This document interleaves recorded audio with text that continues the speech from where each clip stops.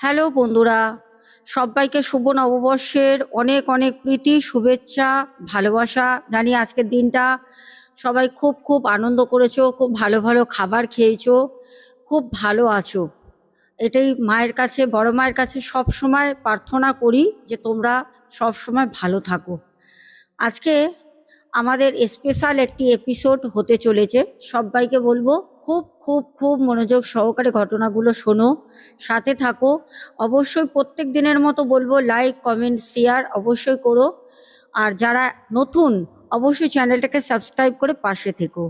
আজকে কিন্তু আমাদের সোনু রোগীর জন্মদিন, তোমাদের জানিয়ে দিলাম ওর আজকে হ্যাপি বার্থডে। তাহলে চলো আজকে আমরা ঘটনায় যাই। আজকে যে ঘটনাটা আমার কাছে আসে, আমাদের উত্তর 24 পরগনার জগদ্দল থেকে একটি হাড় হিম করা ভৌতিক সত্য ঘটনা আমাদের কাছে আসে। ঘটনাটা কি, ঘটনাটা কিভাবে ঘটে, কার সাথে ঘটে, সবটা আজকে তোমাদের সাথে বলবো। আমরা জীবনে কিছু কিছু জিনিস আমরা জেনে, আবার কোনো কোনো সময় না জেনে আমরা কিছু ভুল করি, যেই কারণে আমাদের সারাটা জীবন পস্তাতে হয়। আমরা অনেকেই বড়দের কথা অমান্য করি, বড়দের কথা আমরা শুনি না। আমরা ভাবি আমরা নিজেরাই একাই 100, বিশেষ করে এখন জেনারেশনটাই এরকম। তো আমি তোমাদের ঘটনাটা বলবো যে ভাইয়ের আর তার সাথে তার বান্ধবীর ঘটনাটা আমি বলছি। ভাইয়ের নামটা কিন্তু এখানে আমি হাইড রাখবো, কারণ ঘটনাটাই এরকম। এখানে নাম প্রকাশ্যে অনেক কিন্তু বিপদ বা ঝামেলা ঘটতে পারে। ঘটনাটা ভাই যখন আমাকে শেয়ার করে বারবার বলে, দিদি আপনি কিন্তু কোনোভাবে আমার নামটা নেবেন না বা আমার বান্ধবীর নাম আপনি নেবেন না। তো সেরমভাবে আজকে কাল্পনিক একটা নাম দিই। ভাইয়ের নাম রাহুল, আর ভাইয়ের যে গার্লফ্রেন্ড তার নাম আমি এখানে রীতা দিলাম। এবার ঘটনাটা শুরু করলাম। রাহুল বলে 2025-এর কালী পুজোর রাতে, যেই দিনটা মোটামুটি আমাদের মা বাবারা বাইরে বেরোতে দেন না, সেদিন পুজো হয়। আমরা কি করি, কালী পুজোর ঠিক পরের দিন সপরিবারে বা বন্ধু বান্ধব নিয়ে আমরা কিন্তু সবাই ঘুরতে বের হই। কিন্তু এখানে যে রাহুল, সে তার বন্ধুর বাড়ির নাম করে যে সে তার বন্ধুর বাড়ির নাম করে তার বান্ধবী রীতাকে নিয়ে ঘুরতে যায়। অমাবস্যা ছিল পুরো সেদিনটা, মোটামুটি লোকজন একটু রাস্তায় কমই থাকে। যেখানে মণ্ডপে মণ্ডপে লোকজন দেখবে রয়েছে, অথবা কোনো জায়গায় কিন্তু সেরকম ঠাকুর দেখার উদ্দেশ্যে কিন্তু খুব কম সংখ্যক মানুষ বের হয়। এখন যদিও বের হয়, আগে তো হতোই না। তো সেখানে দাঁড়িয়ে রীতা সেদিনকে রাহুলের সাথে বার হয়। রীতা কিন্তু বলেনি যে ওর পিরিয়ডস চলছে। রীতা এই কথা রাহুলকে বলেনি, রাহুলকে জানায়নি। ও প্রোগ্রাম করে রাহুল যে আজকে বের হবো রীতা, তুমি কি যাবে? তুমি আমি, নালে পারে অন্য দিন বন্ধুদের সাথে প্রোগ্রাম আছে, বাড়ি থেকেও বের হতে দেবে না। আজকেই একমাত্র উপায় আছে তোমাকে নিয়ে আমার ঘুরতে যাওয়ার। রীতা সেই সুযোগটা হাতছাড়া করতে চায়নি। রীতা তৎক্ষণাৎ বলে যে আমিও তোমার সাথে যাব কালী পুজোর রাতেই, কারণ হয়তো আমারও বাবা মা আমাকে পরের দিন ঘুরতে নিয়ে যাবে, আর হয়তো বেরোতে পারবো না, কারণ বাড়িতে আমার মাসি আসবে হরিয়ানা থেকে। মাসি আসবে, মেসো আসবে, মাসির 2 মেয়ে আসবে। ওরা আসলে আমাকে পুরো ঘিরে থাকবে, আমি কোথাও যেতে পারবো না। এই উদ্দেশ্যে ও আর সময় নষ্ট না করে, ওর যে শরীর খারাপ সেটা ও কোনো কিছু না জানিয়ে ও কিন্তু রাহুলের সাথে কালী পুজোর রাতে ঠাকুর দেখতে বার হয়। রাতের বেলা যখন বেরোয়, ওরা একটা ধাবাতে যায়, কারণ রীতার পেটে ব্যথা করছিল। রীতা কিন্তু সেইটা জানায়নি। রীতা বলে ঠান্ডা লাগছে, শীতকাল একটু ঠান্ডা ঠান্ডা পড়ে যায়। কালী পুজোর সময় রাতের বেলা বের হয়। দুজনেই কিন্তু বলে যে বন্ধুর বাড়িতে কালী পুজো আছে। রীতাও বলে আমার এক বান্ধবীর বাড়ি, রাহুলও বলে আমার এক বন্ধুর বাড়ি কালী পুজো আছে। দুজনেই মিথ্যে কথা বলে বাড়ি থেকে বার হয়। চা খাবার উদ্দেশ্যে যখন একটা ধাবাতে যায়, সেই ধাবাতে দেখে প্রচুর গাড়ি দাঁড়িয়ে, আর সবাই মোটামুটি পুরুষ মানুষ, ওখানে কোনো মহিলা নেই। আমরা জানি কালী পুজোর সেই রাতে ছেলেরা বের হলেও মেয়েরা কিন্তু বের হয় না। তো তখন রীতা বলে যে আমি ওয়াশরুম যাব, আমার ওয়াশরুম যাওয়ার দরকার পড়েছে। তখনও পর্যন্ত কিন্তু কোনো কথা রীতা কিন্তু বলেনি। রাহুল কিন্তু কিচ্ছু জানে না যে রীতার এখন পিরিয়ডস চলছে, এসব বিষয় পুরো অজ্ঞত। যখন রাহুলকে বলে যে আমি ওয়াশরুম যাব, রাহুল তখন ধাবায় গিয়ে জিজ্ঞেস করে যে আপনাদের ওয়াশরুম ব্যবহার করা যাবে? একজন লেডিস আছে সাথে, ও যাবে। ধাবার তারা বলে যে ওয়াশরুম নোংরা আছে। ইভিনিং টাইমে এক পরিবার এসেছিল যারা নোংরা করে গেছে, যদি ওই নোংরার মধ্যে যেতে পারে তাহলে আমাদের কোনো অসুবিধা নেই, না হলে বাইরে কোনো জায়গায় করতে হবে। তখন রীতাকে বলে যে আমি গাড়ির এখানে দাঁড়াচ্ছি, তুমি একটা কাজ করো, ধাবার পেছনে মাঠ আছে, ধাবার পেছনে মাঠে তুমি নেমে যাও, ওইখানটা নেমে বসে করো। কারণ ধাবার পাশে করলে হাই রোড, যেহেতু ওখান থেকে গাড়ি চলাচল করছে, গাড়ির যে ফোকাস, গাড়ির লাইট সেগুলো পড়বে, একটা মেয়ে মানুষ রাস্তার মধ্যে ওরকম একটা খুবই বিচ্ছিরি দেখায়। তার জন্য ওকে বলে তুমি মাঠটাই নেবে করো। ওর তখন বাথরুম করাটা খুব দরকার ছিল। রীতা তখন বাথরুমের জন্য ওই ধাবার পেছনে মাঠে গিয়ে একা নাবে। রাহুল কিন্তু তার বাইক নিয়ে চুপচাপ রাস্তায় ধাবার পাশে দাঁড়িয়ে থাকে। রীতা যে গেছে রাহুল কিন্তু সেটা দেখতে পাচ্ছে না, রীতা যে নেবে চলে গেছে। কারণ রাহুল তো ধাবার কাছে রাস্তায় দাঁড়িয়ে রোডের ওপর, আর রীতা তো সেই ধাবার পেছনে জঙ্গলের পাশ দিয়ে নেবে পেছনটায় একদম চলে যায়, যেখানে আগে ধাবা পেছনে মাঠ। ও ওখানে গিয়ে যখন বাথরুম করে, ওর সাথে এক্সট্রা প্যাড ক্যারি করছিল, সেটা ও পরিবর্তন করে ওখানেই ফেলে দিয়ে ও নতুন যে প্যাডটা ছিল সেটা ও ইউজ করে উঠে আসে। তখন ওকে দেখে রাহুল বলে তোমার মুখ চোখ এরকম শুকনো লাগছে কেন? কারণ প্রথম দিন যখন পিরিয়ডস হয় তখন দেখবে যে কোনো মেয়ের মুখটা একটা অন্যরকম লাগে, কারণ একটা চাপা কষ্ট, একটা পেটের যন্ত্রণা, এগুলো তো হয়। তার জন্য তার মধ্যে যে একটা মসৃণ একটা মিষ্টতা ভাব সেটা থাকে না। ও তখন বলে রাহুলকে যে না, ওরম কোনো ব্যাপার না, চলো চা খেয়ে আমরা এখান থেকে বেরিয়ে যাই। তো ওরা ওখান থেকে চা খায়, ও হাত টাত ধুয়ে ওখান থেকে ও চা খায় রীতা। তারপর ওরা বাইকে করে ঠাকুর দেখতে বেরিয়ে যায়। ওরা মন্দির মানে ওরা যেতে যেতে যতগুলো প্যান্ডেল পড়ে, কিছু প্যান্ডেলে ওরা নেবে ওরা ঠাকুর দেখে, কিছু প্যান্ডেল ওরা যায় না, রাস্তা দিয়ে এমনি দেখতে দেখতে চলে যায়, যেগুলো ওপেন প্যান্ডেল হয়। তো তখন রাহুল ইয়ার্কি করে বলে যে কি ব্যাপার বলো তো রীতা, তুমি এরকম চুপচাপ বসে রয়েছো, ভয় পাচ্ছ নাকি? তখন ও বলে যে না। রীতা একদম চুপচাপ শান্ত হয়ে যায়। ও যখন বাথরুমটা করে আসে হাত টাত ধুয়ে চা খাবার পর, ও না একটু চুপচাপ হয়ে যায়। রাহুল বিষয়টা অ্যাকচুয়ালি বুঝতে পারে না যে রীতার সাথে কি হয়েছে। রীতাকে রাতভর ঘুরিয়ে ওরা রীতিমতো বাড়ির সামনে রীতার ছেড়ে দেয়, দিয়ে রাহুল কিন্তু বাড়ি চলে যায়, রীতাও বাড়ি চলে যায়। রীতার মা রীতাকে ডেকে বলে এত সকাল সকাল তুই বন্ধুর বাড়ি দিয়ে চলে এলি?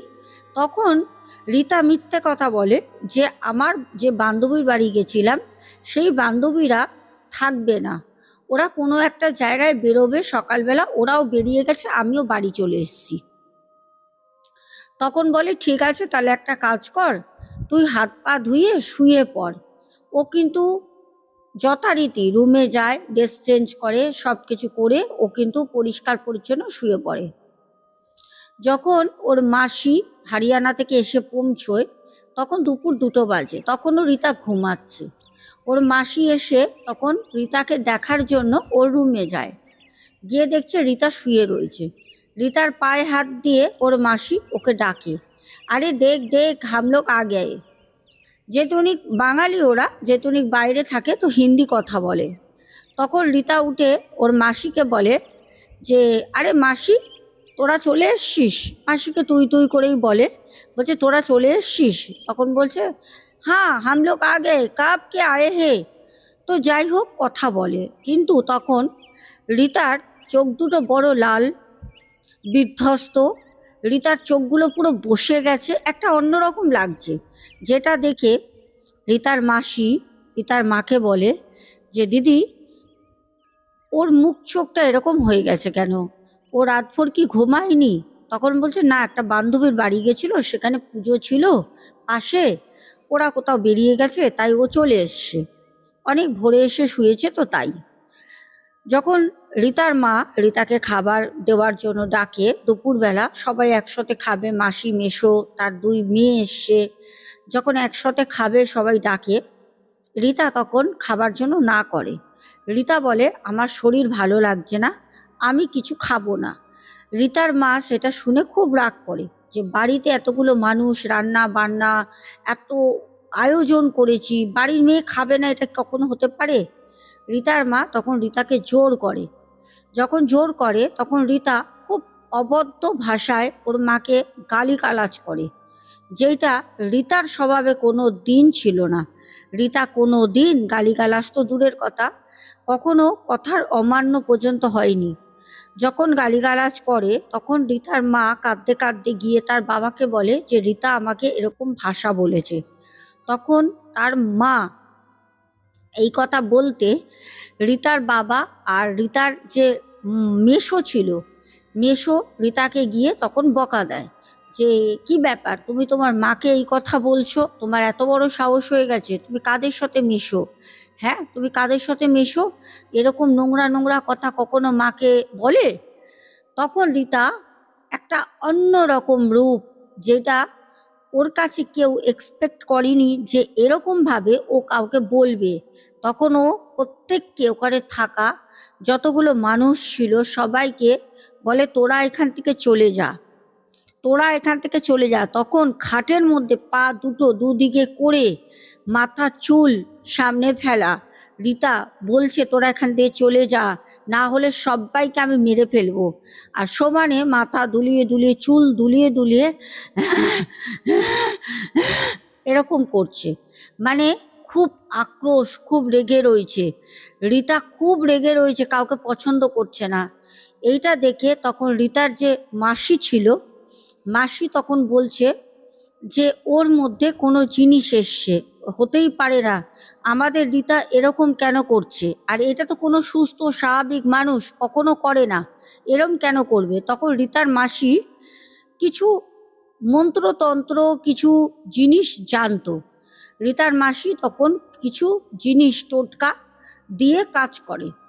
কাজ করতে রিতার সাথে সাথে ধাপ করে বিছানায় শুয়ে অজ্ঞান হয়ে যায়, পুরো জ্ঞান হারায়, ওর কোনো হুঁশ নেই।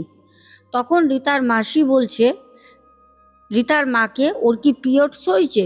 তখন রিতার মা বলছে যে হ্যাঁ, ও বলেছে আজকে হয়েছে। বলছে না, ও ঝুট বলেছে, মিথ্যা কথা বলেছে, ওর পিরিয়ডস 2 দিন হচ্ছে। সেটা কিন্তু রিতার মাসি বুঝে যায়, কিন্তু মা জানে না। তখন তার মা বলছে ও আমাকে মিথ্যা কথা কেন বলবে? বলছে মিথ্যা কথা বলেছে হয়তো, তুই যেতে দিতিস না বন্ধুর বাড়ি, তার জন্য মিথ্যা কথা বলেছে। তখন রিতার যে মসি ছিল, মানে মসির যে হাজবেন্ড মেসো, তখন মেসো বলে যে ও কোন বন্ধুর বাড়ি গেছিল, বন্ধুর বাড়ি গেছিল, সেই বন্ধুর খোঁজ নাও তো। তখন ওকে ডাকে, কিন্তু রিতার কোনো হুঁশ আসে না। যখন হুঁশ আসে না, রাত্রি 9টা বেজে গেছে, সেই দুপুর প্রায় 2:30 দিয়ে, ওরকমভাবেই রিতা কিন্তু তার বিছানায় পড়ে আছে, তার কোনো হুঁশ জ্ঞান কিচ্ছু নেই। তখন তারা ভয় পেয়ে ডাক্তার ডেকে আনে। ডাক্তার ডেকে আনতে ডাক্তার একটা ইঞ্জেকশন পুশ করে, কিছু মেডিসিন দেয়, দিয়ে রিতার বাবাকে বলে এগুলো আপনি নিয়ে এসে যেরম করে হোক ওকে খাওয়ান, দেখেন আপনার মেয়ে কালকে সকালের মধ্যে সুস্থ হয়ে যাবে। কিন্তু রিতার মাসি সব সময় রিতার মাকে বাবাকে বলে যেটা ওষুধে ঠিক হবার না, এটা ওষুধে ঠিক হবে না, এটা তোরা বেকার চেষ্টা করছিস। কোনো মৌলবি থাকলে বা কোনো সাধক বাবা থাকলে কোনো পণ্ডিতকে ডেকে ওকে দেখা। কিন্তু রিতার মা, রিতার বাবা এই জিনিসগুলো বিশ্বাস করে না। তারা বিশ্বাসই করে না যে তার মেয়ের সাথে এরকম কিছু হতে পারে, যার জন্য তাদেরকে কোনো পণ্ডিত বা কোনো মৌলবি ডাকতে হবে। তো রিতার মা তখন বলে যে দেখি না, ডাক্তার যখন বলেছে একবার দেখি। ভালো কথা, দেখার জন্য সময় তো আছে, কিন্তু রিতা সেদিন রাতে ওষুধ কোনো রকমে খাওয়াবে কি, মুখে জিভে দিয়েও ওষুধ ধার দিয়ে বেরিয়ে যায়, কারণ ও গিলবে, হুঁশে থাকবে তবে তো ওষুধ খাবে। রাত ভোর কোনো রকমে রিতার কাটে তার ফ্যামিলির সাথে। যখন ভোর হয়, ভোরবেলা এক মৌলভী বাবাকে নিয়ে আসে, অনেক হাতে পায়ে ধরে তার মার বাবা তার মেসোমশাই গিয়ে নিয়ে আসে। কারণ মেসোমশাই যাওয়ার মানে হচ্ছে যেটুনিক রিতার মা বাবা এসব ওঝা তান্ত্রিক টুকটাক এগুলো বিলিভ করে না, তারা এসবে বিলিভ নেই, কিন্তু তার মাসি মেসো যেটুনিক মাসি কিছু কাজ জানে তারা বিলিভ করে। যখন নিয়ে আসে তখন তাকে দেখে সে মৌলভী বলে, তোমার মেয়ে শরীর খারাপ হয়েছে, এরকম শরীর খারাপ অবস্থায় তোমার মেয়ে কোথায় গিয়েছিল, এমন কোন জায়গায় গিয়েছিল যেখানে ও ওর পড়ে থাকা যেটা প্যাড ছিল সেটা ও কোনো জায়গায় ফেলে দেয়, আর ওইখানে কোনো খারাপ আশেপাশে আত্মা ছিল। অনেক সময় হয় এই যে মহিলাদের যে শরীর খারাপ হয়, মাসিক হয়, এই যে প্যাডস, এই প্যাডস দিয়ে কিন্তু খুব খারাপ কাজ করা যায়। একটা মানুষের বিয়ে বাঁধা যায়, একটা মানুষের বাচ্চা বাঁধা যায়, আজীবন বাচ্চা হবে না যদি ওই প্যাডস মন্ত্র তারা নিয়ে গিয়ে শ্মশানে পুড়িয়ে দেয়, আজীবন মাথা খুঁড়লেও তার বেবি হবে না। কিন্তু এইগুলো এখনকার জেনারেশন মানে না, যেখানে সেখানে ইউজ করছে, ফেলে দিচ্ছে, কোনো ডাস্টবিন নেই, কোনো নির্দিষ্ট জায়গা নেই, রাস্তায় ছড়াছড়ি কুকুর টেনে নিয়ে চলে যাচ্ছে, হামেশা এগুলো দেখা যায়। কিন্তু এইগুলো যত দিন যাচ্ছে এগুলো কেউ মানে না, কিন্তু এই জিনিসগুলো আগে আমাদের যে মা ঠাকুমা দিদিমারা এগুলো কিন্তু মানতেন, তারা এগুলো মেনে চলতেন। একটা নির্দিষ্ট জায়গায় তারা মাটি খুঁড়ে পুঁতে দিত, তারা কোনো বাড়ির পুরুষ মানুষের সংস্পর্শে ওই সময় যেতে দিত না, বাড়ি থেকে বেরোতে দিত না, চুলে তেল দিয়ে রাখবে, শ্যাম্পু করতে দিত না, সাজা গোজা করতে দিত না, কোনো রকম বাড়িতে নিরামিষ খেতে হবে, আমিষ খাবার দিত না। কিন্তু এখন এই জিনিসগুলো কি হয়? কোনোটাই হয় না, আমি যেগুলো বললাম একটাও হয় না। কিন্তু রিতা না জেনে রিতা বিশাল বড় একটা ভুল করে বসে, রিতা বিশাল বড় একটা ভুল করে বসে। এইদিকে রাহুল ফোনের পর ফোন, ফোনের পর ফোন, ফোনের পর ফোন করে যাচ্ছে। সেই ফোনটা মাসির যে বড় মেয়ে সে ফোনটা রিসিভ করে, যখন রিসিভ করে বলছে আপ কौन हो, তখন বলে মেয়ে রিতা কা ফ্রেন্ড হু। তখন বলছে রিতার কি হয়েছে জিজ্ঞেস করে রাহুল, তখন বলছে যে ওর খুব শরীর খারাপ, ওকে কোনো একটা মানে আত্মা ধরেছে, ওর মধ্যে শরীরে ঢুকেছে, আমরা মৌলভী বাবা এনেছিলাম, উনি বলে গেছেন। সেই মাসির বড় মেয়ে এই কথা রাহুলকে বলে। রাহুলের তো এইদিকে মানে পুরো অবস্থা খারাপ, কারণ রাহুল বুঝতে পারছে যে এইটা আমার সাথে ছিল, এটা তখনই ওর সাথে হয়েছে। রাহুল এই জিনিসটা বুঝে গেছে ভালো করে, রাহুল ওর মুখ চোখ দেখে বুঝেছিল, কিন্তু রাহুল যেহেতু একটা পুরুষ মানুষ, রাহুল ওকে সেরকমভাবে জিনিসটা নিয়ে কিছু বলেনি। কারণ অনেক ছেলে আছে যথেষ্ট নারীকে সম্মান করে, বুঝতে পারলেও হয়তো লজ্জার খাতিরে, হয়তো মেয়েটার লজ্জার খাতিরে কোনো ছেলে আছে যারা এগুলো বলে না, জানে কিন্তু অনেকেই, প্রত্যেকটা পুরুষ মানুষই এখন জানে, টিভিতে অ্যাড দেয়, অনেক রকম কথাবার্তা, বাড়িতে মাদের শরীর খারাপ হয়, বোন দিদিরা থাকলে জানে, ছেলেরা জানে না তা না, কিন্তু এগুলো সবাইকে ওরা বলে না, কারণ এটা ওরা ভাবে কি বলবো, এটা তো লজ্জার বিষয়, একজনকে নারীকে জিজ্ঞেস করব। কিন্তু রাহুল সেদিন বুঝেছিল। রাহুল বলে দিদি ভাই আমি তো বলতে পারছি না কিছু, কি থেকে কি হয়েছে, আমি পাগলের মতো ছটপট করছি। যখনই ফোন করি তখন ওর মাসির যে বড় মেয়ে সেই ফোন ধরে, আর সে আমাকে সব কথাগুলো বলে এরম এরম হচ্ছে। কারণ আমি শুধু ফোন করছিলাম না, আরও পুজোর সময় বান্ধবীরা ওর ফোন করছিল, আমি ওর কিছু মেয়ে বান্ধবীদের দিয়ে ফোন করাচ্ছিলাম, ওর খোঁজ খবর তো সবসময় আমি নিতে পারি না। তো রিতার যে জিনিসটা হয়েছিল, রিতার না যখন ছেড়ে যায়, যখন মানে রিতারকে মৌলভী সাহেব নিয়ে এসে যখন কাজ করাচ্ছে, যখন ছেড়ে যায়, সে ধরেছিল একজন মহিলাই, মানে আত্মাটা ছিল একজন মহিলার আত্মা, যখন সে ছেড়ে যায় না, সারা চোখ মুখ ওর সারা পেট তারপর নিতম্ব ওর চিরে দিয়ে যায়, পুরো চিরে দিয়ে যায়। কারণ যে ওর শরীরে ছিল সে বলেছিল ওর ব্লাডের যে স্মেলটা সেইটা ওই আত্মাটার খুব ভালো লেগেছিল। আর তখন ওর পিরিয়ডস চলছিল। যখন ছেড়ে যায়, যতদিন ওর পিরিয়ডস চলেছে ততদিন ওর শরীরে ওই নারী মূর্তি ধরেছিল। যখন ওর পিরিয়ড শেষ হয় তখন ওকে ছেড়ে যায় আর বলেছিল আমি আবার আসবো, আবার আসবো আসে মাসে। কারণ ওর ব্লাডের যে স্মেল সেটা ওই আত্মার খুব নাকি ভালো লেগেছিল, কারণ ওই সময় ব্লাডের একটা স্মেল বের হয়। এই কথা বলে সে আত্মাটা ছেড়ে যায় আর ওকে খুব খারাপভাবে ক্ষত করে, ও শরীরে খুব খারাপভাবে চিড়ে চিড়ে ব্লাড বের করে দিয়ে চলে যায়। তারপর সেই মৌলবী তাকে মানে রীতাকে সারা শরীর, ওর ঘর, ওর বিছানা সব বন্ধন করে দিয়ে যায়। কারণ তাদের একটা ভয় ছিল যে সে যদি আবার রিটার্ন আসে, রীতাকে বলে গেছে আবার ধরবে, তো তারা ভয় পাচ্ছিল যে সে আবার আসবে আর রীতাকে আবারও সে ধরবে। কিন্তু দুর্ভাগ্যবশত সে মৌলভী সাহেব এমন কাজ করে দিয়ে যায়, রীতাকে কিন্তু আর সেই আত্মা ধরতে পারিনি। কিন্তু ঘটনাটা এখানে শেষ না, ঘটনাটা এখানে শেষ না। শোনো কি হয়েছে। যখন পরের মাসে ওর আবার পিরিয়ডস হয়, ওকে ওর মা আর বাড়ি থেকে বাইরে বেরোতে দেয় না। ওর মাঝখানে অনেক কটা দিন কিন্তু রাহুলের সাথে কথা বলেছে, রাহুল বাড়িতে এসছে, আরও বন্ধু বান্ধবী এসছে, সবাই ওর সাথে দেখা করে গেছে, ও সুস্থ রয়েছে, বাড়িতে রয়েছে। যখন পিরিয়ডস হয় তখন ও বাড়িতেই থাকে। ওর মা বলে তুই কোনো জায়গায় বেরোবি না, তোর সাথে এরকম এরকম হয়েছিল। রীতাও কিন্তু ভালো করে বুঝতে পারে কি কারণে কি আমার সাথে হয়েছিল।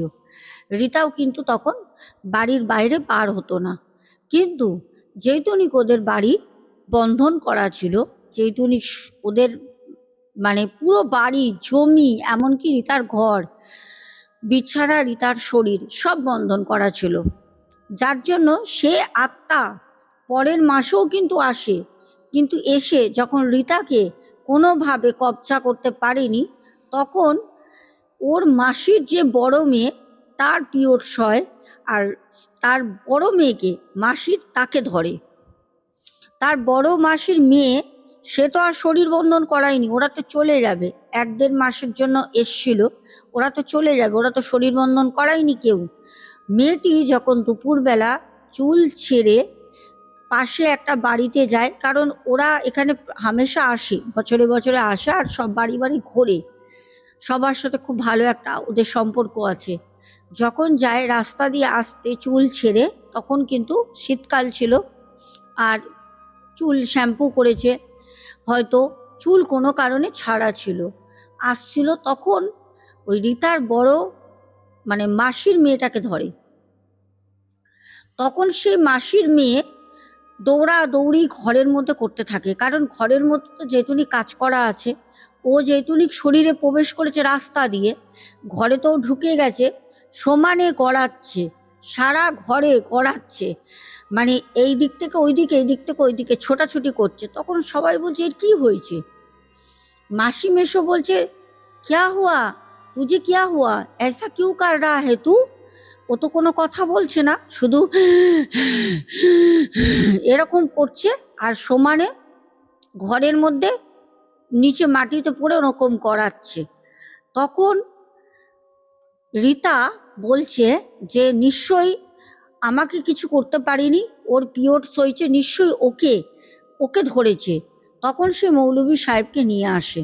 তখন মৌলভী সাহেব ওরও শরীর বন্ধন করে বলে তুমি তোমার মেয়ের দুটোকে নিয়ে এখান থেকে চলে যাও, এখান থেকে চলে যাও, শরীর বন্ধন করিয়ে দিও ওদেরকে নিয়ে।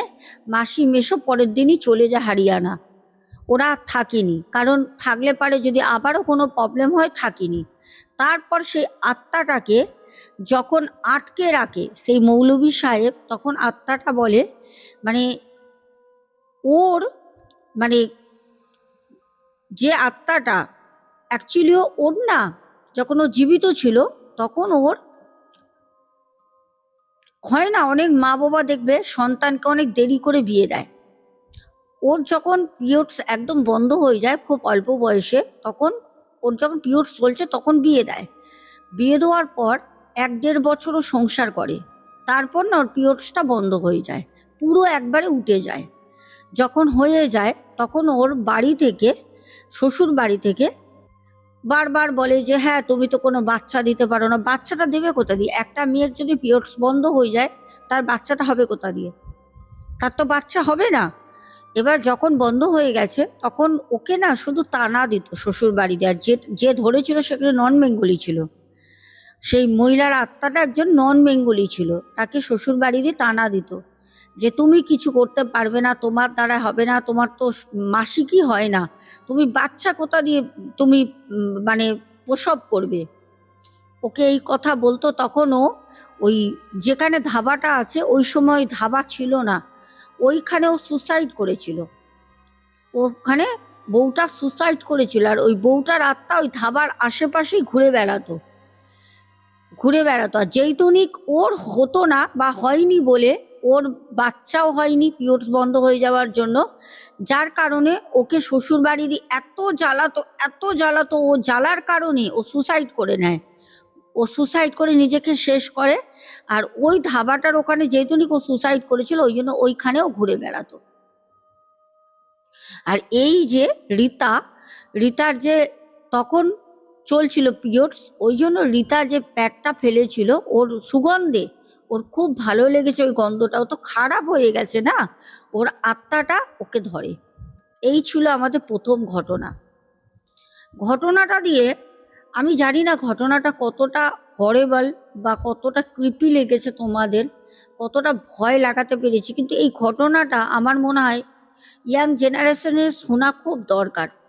কারণ এই ঘটনাটা দিয়ে আমরা কিন্তু বহু জিনিস একটা লাইন বাই লাইন আমরা বুঝতে পেরেছি। ঘটনাটা ভালো করে যদি শোনো তাহলে বুঝতে পারবে খুব ভালো করে। অনেক কিছু আমরা জানি না যেগুলো আমরা জেনেছি, অনেক কিছু জিনিস যেগুলো করতে নেই, যেগুলো এখনকার জেনারেশন করে, সেগুলো আমরা এখান থেকে শিখতে পেরেছি, জানতে পেরেছি, বুঝতে পেরেছি। এবার আমরা দ্বিতীয় ঘটনায় যাব, শোনো। দ্বিতীয় ঘটনাটা যে ভাই পাঠায় তার নাম হচ্ছে পরিমল বাগ। ও নামও বলতে বলেছে আর ওর লোকেশনও বলতে বলেছে। পরিমল বাগ থাকে হচ্ছে লুধিয়ানা। পরিমলের বাড়ি কলকাতায়, ও লুধিয়ানায় কোনো এক কর্মক্ষেত্রে কাজের জন্য যায়। ও ওখানে একটা হোস্টেল নেয়। পরিমল বলে, ম্যাডাম আমি আপনার নিয়মিত শ্রোতা, আপনাকে আজ থেকে 2-2.5 বছর আগে একবার আমি কমেন্টও করেছিলাম, আপনি লাভ রিয়াক্ট দিয়েছিলেন, তারপর থেকে আপনার ঘটনা আমি নিয়মিত শুনি।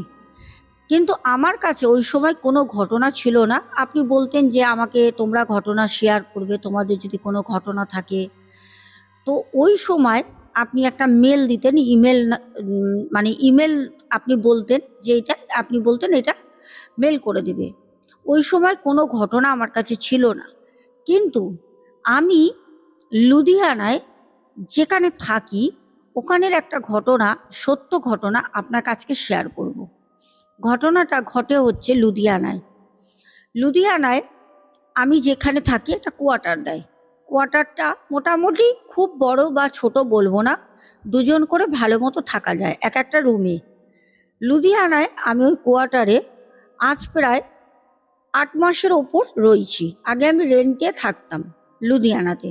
রেন্টে থাকাটা আমার পক্ষে সম্ভব হচ্ছিল না, কারণ একা মানুষ, আর আমি যেখানে কর্মক্ষেত্রে থাকি সেখানে খুব একটা স্যালারি ওই সময় আমি পেতাম না। আর ওই সময় আমার ভাড়া দিয়ে থাকাটা একটা অজানা জায়গায় আমার খুব প্রবলেম হচ্ছিল। যার কারণে যখন আস্তে আস্তে কর্মক্ষেত্রে কিছু বন্ধুবান্ধব হয়, অনেক বাঙালি ছেলেরাও থাকে, তাদের সাথে যখন কথাবার্তা আলাপ হয়, অনেকেই এরকম ভাড়া থাকতো যাদের থাকার মতো কোনো মানে টাকা পয়সা নেই, খুব কষ্ট করে চাপে পড়ে, তখন তারা আমাকে বলে যে পরিমল ভাই চল আমরা একটা কাজ করি, আমরা কোয়ার্টারে থাকবো, আমাদের কোম্পানি থেকে কোয়ার্টার দেবে, কিন্তু কোয়ার্টারের জন্য আমাদের ফ্রি না, হাফ টাকা কিন্তু কাটে। লুধিয়ানায় যে কোয়ার্টারে থাকে দুই বন্ধু বলে, ম্যাডাম ওই কোয়ার্টারটার মধ্যে কিছু একটা আছে। কারণ বলছি, কোয়ার্টারটা হচ্ছে একদম চারচৌকোভাবে কোয়ার্টার করা, মাঝখানটা একটা ফাঁকা মতো উঠোন, বড় উঠোন। ওই উঠোনের মধ্যেই সবাই জামা কাপড় শুকাতে দেয়, একটা কল রয়েছে, একটা পাতকুয়া রয়েছে, ওইখানেই সব কিছু। আর চারপাশ দিয়ে পুরো ঘিরে হচ্ছে কোয়ার্টার, অনেকগুলো কোয়ার্টার রয়েছে একসাথে। বলছে আমাদের কোয়ার্টার নাম্বার ছিল 307, যে কোয়ার্টারটায় থাকতাম। আমি প্রায় দিন দেখতাম রাতের বেলা 1:30-2টোর সময় ওই যে বারান্দা, যেটা বললাম উঠোন ছিল যেখানে কাপড় জামা মিলতাম, কল ছিল, কুয়ো ছিল, ওখানে থাপ থাপ থাপ করে শব্দ হতো। মনে হতো রাত 2টোর সময় বসে কেউ মনে হয় কাপড় কাচ্ছে। ওখানে কুয়ো ছিল, ওখানে কলও ছিল, ওখানে স্নান করা ছিল। আমরাও জামা কাপড় দিনের বেলা ধুতাম, ছুটির দিনে ওখানে মিলতাম, ধুয়ে শুকাতে দিতাম। এরকম ওই কোয়ার্টারে থাকাতে প্রায় এখনও আমি ওই কোয়ার্টারেই রয়েছি। ওই কোয়ার্টারে যখন 8 মাস আমি থাকি, 8 মাস হচ্ছে আমি কোয়ার্টারে রয়েছি, তার আগে ভাড়া থাকতাম। রাতের বেলা ওরকম শব্দ হয়। আমার সাথে যে আমার রুমমেট থাকে, ওকে আমি একদিন রাতের বেলা বলি ডেকে, ও বেচারা ঘুমাচ্ছে, জানি না কেন আমি ঘুমাচ্ছিলাম, আমার ঘুমটা কোনোভাবে ভেঙে যায়। তো আমি না, পাশে যে ছেলেটা ছিল ওর নাম সঞ্জয়, তো বাঙালি ছেলে, ওর বহরমপুরে বাড়ি, বহরমপুরে। তো আমি সঞ্জয়কে ডাকি, এ সঞ্জয়, ওঠ না ভাই, সঞ্জয় এ ভাই ওঠ না। সঞ্জয় উঠে আমাকে বললো, কি হয়েছে রে, আমাকে পরিমল ডাকছিস কেন এত রাতে? এখন দুটো বাজে। আমি তখন সঞ্জয়কে বললাম, সঞ্জয় তুই কোনো আওয়াজ শুনছিস ভাই? বাইরে মনে হচ্ছে না কেউ যেন শব্দ করছে। সঞ্জয় অনেকক্ষণ কান পেতে শোনার পর বলল, হ্যাঁ তো, কেউ হয়তো জামা কাপড় কাচছে। আমি বললাম, রাত 2টোর সময় এখন জামা কাপড় কে কাচবে ভাই? তখন বললো, তাহলে তুই একটা কাজ কর, দরজা খুলে দেখ, বাইরেটা আলো দেওয়া, অন্ধকার না, মোটামুটি আলো আছে, ওই কোণে একটা এই কোণে একটা আলো দেওয়া রয়েছে। বললো তুই বেরিয়ে দেখ না। আমি বললাম, এত রাতে ভাই ভয় করছে। সেটা হচ্ছে প্রথম দিন। তা আমি না আর বেরোইনি। ও দেখলাম শুয়ে পড়লো, বললো দূর, যে কাচ্ছে শুয়ে পড়তো। শুয়ে পড়েছে, আমিও শুয়ে পড়েছি। ভোরবেলা যখন আমার ঘুম ভাঙে, রাতে ঠিক ঘুমও হয়নি, অনেক সকালবেলা, তখন আমি উঠলাম।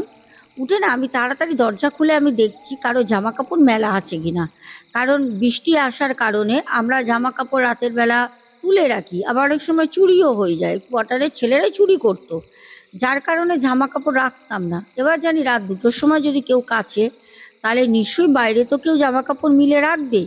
কিন্তু না, বেরিয়ে দেখলাম ভোর ভোর হচ্ছে, অন্ধকার, কিন্তু বোঝা তো যাচ্ছে দড়িতে কোনো জামা কাপড় নেই, বা কোয়ার্টারের সামনেও অনেকে দড়ি টাঙিয়ে ওখানেও মেলে, কোনো জামা কাপড় মেলা নেই, পুরো ফাঁকা। কি জানি কি একটা মনে খটকা লাগলো যে না, নিশ্চয়ই অন্য কিছু একটা ব্যাপার আছে এখানে। দিয়ে আমি আর চুপচাপ হয়ে যাই, কাউকে কিছু বলিনি। আবার 2-3 দিন এরম করে কাটে, কোনো রকম আওয়াজ, ওরকম কাচার শব্দ কিচ্ছু পাইনি। 2-3 দিন পর রাতের বেলা আবার আবার সেম কাচার শব্দ। 3টে বাজে, রাত 3টের সময় কেউ জামা কাপড় কাচছে। জামা কাপড় যেরকম জোরে জোরে যদি এরকম করে কেউ পিটিয়ে পিটিয়ে থোপে, একটা আওয়াজ হয় তো, ধাপ ধাপ করে ওরকম আওয়াজ হচ্ছে। পরিমল সেদিনকে আর সঞ্জয়কে ডাকেনি, জানে সঞ্জয় উঠলেও সঞ্জয় বের হবে না। পরিমল তখন দরজা খোলে। পরিমল যেটা দেখে, সেটা পরিমল দেখার জন্য একেবারেই কোনো ধারণা করেনি যে আমি এরকম জিনিস কিছু দেখব। পরিমল যখন দরজাটা খোলে, দরজাটা ক্যাচ করে একটা আওয়াজ হয়। ও যখন মুখটা বাড়িয়ে এরকম করে তাকায় যেদিকে কুয়ো সেই দিকে, তখন দেখছে কালো একটা অভায়ব, সে ওই পাতকুয়োর কাছে বসে আছে। আমি বলছি, আমার গা কাটা দিচ্ছে। পুরো মানুষের মতো, যেরকম মানুষ ধরো বসে কাপড় টাপড় কাচে বা স্নান করে, ওরকমভাবে বসে আছে। হালকা আলো আঁধারি, ওখানে যে লাইটের ফোকাসটা পড়েছে, ওখানে যেহেতুনি কল আছে, সবাই হাত পা ধুয়ে খাওয়া দাওয়া করে ওখানটা আলোটা দেওয়া, আর ওই আলোতে ও ভালো মতো দেখছে একটা কালো রঙের অবয়ব, কিন্তু একটা মানুষ যদি 6 ফুটও হয়, বসে থাকলে যত বড় হবে সেই মানুষটা তার তুলনায় হয়তো 7-8 ফুট হবে, মানে বসে রয়েছে বেশ বড়, উঁচু লম্বা। সেটা দেখে ও না প্রচণ্ড ভয় পায়। ওই মুহূর্তে কি হলো এবার শোনো। এইবারে যেটা হলো শোনো, ভাই পরিমল বলে, ম্যাডাম আমি যখন চোখটা এরকম ফেলি, আমি যখন দেখলাম এইরকম একটা মানুষের মতো, কিন্তু ও মানুষ না, একটা কালো ছায়া মূর্তি, ও মানুষ হতেই পারে না, ও মানুষের তুলনায় অনেকটাই বড়।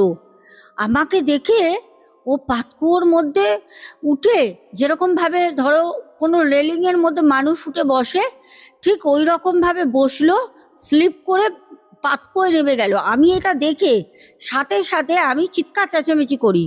আর রাত 3টের সময় যখন আমি ওরকম মধ্যরাতে চিৎকার চেঁচামেচি করি, অনেকেই বাথরুমে ওঠে, তারা না যারা জেগেছিল 4-5 জন ওরকম তাদের কোয়ার্টার থেকে বেরোয়, বেরিয়ে বলছে, এ ভাই ক্যা হুয়া, মানে হাল্লা করছো কেন, মানে বলছে সবাই, ওখানে তো বাঙালি হিন্দু সবাই থাকে, তখন বলছে যে আমি কুয়ার মধ্যে, এই পাতকুয়োর মধ্যে আমি একটা জিনিস দেখেছি, তাড়াতাড়ি চলো। তো বলছি চলো চলো, সবাই পাতকুয়োর ওখানে যায় টর্চ সর্চ নিয়ে। যখন পাতকুয়োর মধ্যে টর্চ দিয়ে দেখে, তখন দেখছে জলটা কিন্তু নড়ছে, পাতকুয়োর জলটা খুব নড়ছে, কিন্তু ওই পাতকুয়োর মধ্যে কোনো কিছু নেই। ওরা অনেকক্ষণ টর্চ নিয়ে ওরকম দাঁড়িয়ে থাকে, অনেকক্ষণ কাউকে দেখেনি। আমার রীতিমতো জানি না কেন গা কাটা দিচ্ছে, বাড়িতে একা রয়েছি, হ্যাঁ ভয় তো লাগছে না, কি জানি গা কাটা দিচ্ছে কেন ঘটনাটা বলতে গিয়ে। তখন ওই সময় মানে কি বলবো, ওরা শুয়ে পড়ে। ভাই বলে, আমি যদি জানতাম যে এরপর যে ঘটনাগুলো আমার সাথে ঘটবে, আমি জীবনেও দেখতে যেতাম না কে কাপড় কাচ্ছে। বলে ঠিক পরের দিনকে সঞ্জয়, ও একটু বাইরে স্মোক করে, আমি কোনো স্মোক করি না, ও সিগারেট আনতে গেছে। আর কোয়ার্টারে না সব যে যার মতো সকালে কাজ থাকে, তো সব শুয়ে পড়ে যে যার মতো, না শুলেও সবার দরজা বন্ধ। হ্যাঁ, তুমি যদি কারো রুমে যাও গিয়ে কথা বললে সেটা আলাদা ব্যাপার, তুমি যেতে পারো, কিন্তু মানে কেউ ওই দরজা খুলে রেখে গল্প বা ঘোরাঘুরি করে না, সবাই 9টা 9:30টার মধ্যে শুয়ে পড়ে। আর যে সঞ্জয় ছিল ও ওরকম বাইরে গেছে, বলছে আমিও দরজা বন্ধ করে আমি আমার রুমে শুয়ে রয়েছি কোয়ার্টারের মধ্যে। বলছে কি বলবো, আমার দরজার মধ্যে নখ দিয়ে খামচাচ্ছে, কেউ খুব জোরে জোরে জোরে জোরে জোরে জোরে খামচাচ্ছে। তখন না ও ভয় পেয়ে, পরিমল ভাই বলছে কি, হ্যাঁ কনে কনে, এবার ও ভাবছে কেউ হয়তো বদমাইশি করছে, বা সঞ্জয় এসে, যেহেতু আগের রাতে ওরকম হয়েছে, সঞ্জয় ওর সাথে ওরকম বদমাইশি করছে, বলছে কন হে করে চিৎকার করছে। তখন বলছে কন হে করছে। এই সময় ও সঞ্জয় বলছে যে, এ ভাই পরিমল গেটটা খোল। পরিমল তো সাথে সাথে দৌড়ে এসে গেটটা খোলে। গেটটা খুলতে তখন বলছে কি, সঞ্জয় তুই এরকম আমার সাথে বদমাইশি করছিলিস, আমি এমনি কালকে রাত থেকে ভয় পেয়ে রয়েছি একটা। বলছে কি বদমাইশি করছিলাম, সর ঢুকতে দে। ও সিগারেট টানতে টানতে ভিতরে ঢুকে। তখন বলছে তুই এতক্ষণ এসে দরজার মধ্যে আওয়াজ করছিলিস না, ক্র্যাচ ক্র্যাচ করে। তখন বলছে আমি আমি আমি তো সোজা হেঁটে তো আসলাম, এসে তোকে নক করলাম, ডাকলাম, আমি কেন আওয়াজ করব। এই হয়েছে সর্বনাশ। ও বলছে এতক্ষণ এরকম আওয়াজ হচ্ছিল, কেউ যেন এরকম করছিল। তখন বলছে যে না, ওসব তোর মনের ভুল, ওরকম কিছু ব্যাপার না। বলছে সেই দিন রাতে আমার ঘুম হচ্ছে না, কোনো মতে ঘুম হচ্ছে না, জেগে রয়েছি, ঘড়ি দেখছি, কি করে কাজে যাব, দেখি রাত 1:30 বাজে, 1:45, 2:30, 3:05, 3টে, 3:07, দেখি আবার সেই কাচার শব্দ, আবার কেউ ওখানে বসে কাপড় কাচ্ছে। তখন আমি সঞ্জয়কে ডাকি।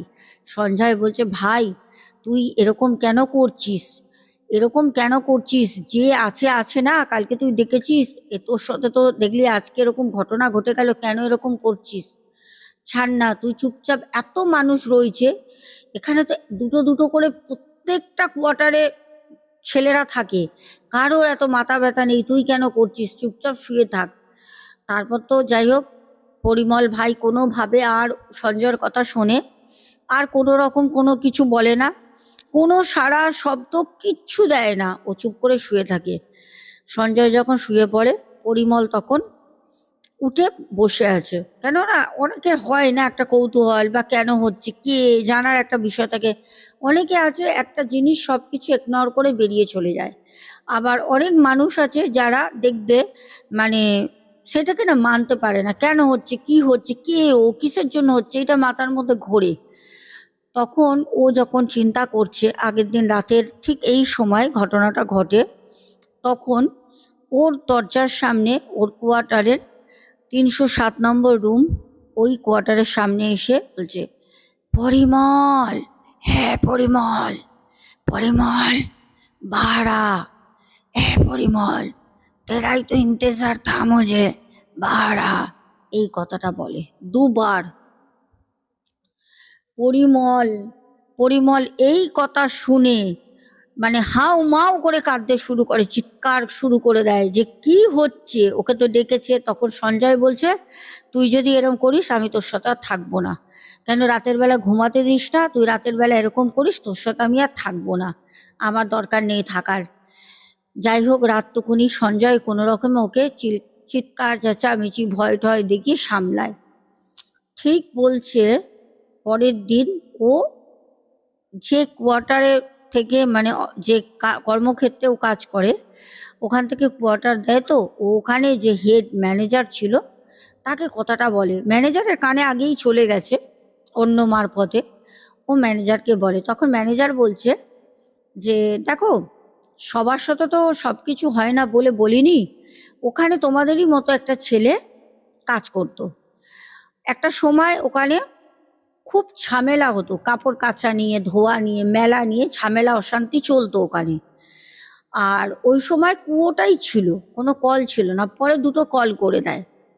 বলছে জল নিয়ে এত ঝামেলা, তো ওই জলই ওদের বাইরে থেকে জল কিনে এনে খেতে হতো, রাস্তা দিয়ে নালে নিয়ে আসতে হতো দূরে। আর ওখানে ওরা বাথরুম পায়খানার জন্য, স্নান করার জন্য, কাচার জন্য ওই একটা কুয়ো ছিল। এবার একটা কুয়োতে দুটো বালতি ফেলা থাকে। এবার অতগুলো ঘর, অতগুলো ছেলে, তো জল নিয়ে প্রচণ্ড ওদের মধ্যে ফিকশন চলতো। সেই কারণে ওদের মধ্যেই কোনো ছেলেকে মেরে কুয়োতে ফেলে দিয়েছিল। আর সে, প্রচুর জল ছিল বর্ষার সময়, সে ওই কুয়োতে পড়ে মারা যায়। যে মারা গেছিল তার আত্মাটা আজও রাতে বসে কাপড় কাচে।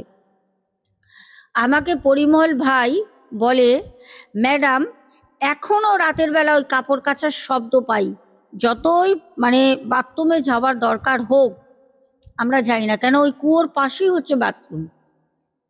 আর যারা আগে আগে শুয়ে পড়ে তারা ওই মানে বাড়িতে মানে তাদের কোয়ার্টারের মধ্যে না সব বালতি রেখে দিয়েছে। সবাই রাতের বেলা কেউ বাইরে বেরোয় না। যদি কারোর খুব জোর এমার্জেন্সি থাকে তাহলে কাউকে নিয়ে বেরোয় হাততালি দিতে দিতে। কারণ পরিমল এটা বলেছিল, আমি বলতে ভুলে গেছি, যখন আমি ওই কোয়ার্টারে যাই রাতের বেলা দেখতাম হাততালি দিত, হাততালি দিত, দুটো তিনটে হাততালির শব্দ। যখন সঞ্জয়কে বলতো তখন বলতো না, বাইরে কেউ যদি বাথরুম করতে যায় ওরা হাততালি দেয়। বলতো কেন বলে আমি জানি না, হয়তো তারা জানতো, তারা আগে থেকে বিষয়টা জানতো। তো এই ছিল আজকের ঘটনা। আজকে কমেন্ট পড়ছি না, দুটো ঘটনা কেমন লাগলো অবশ্যই জানিও।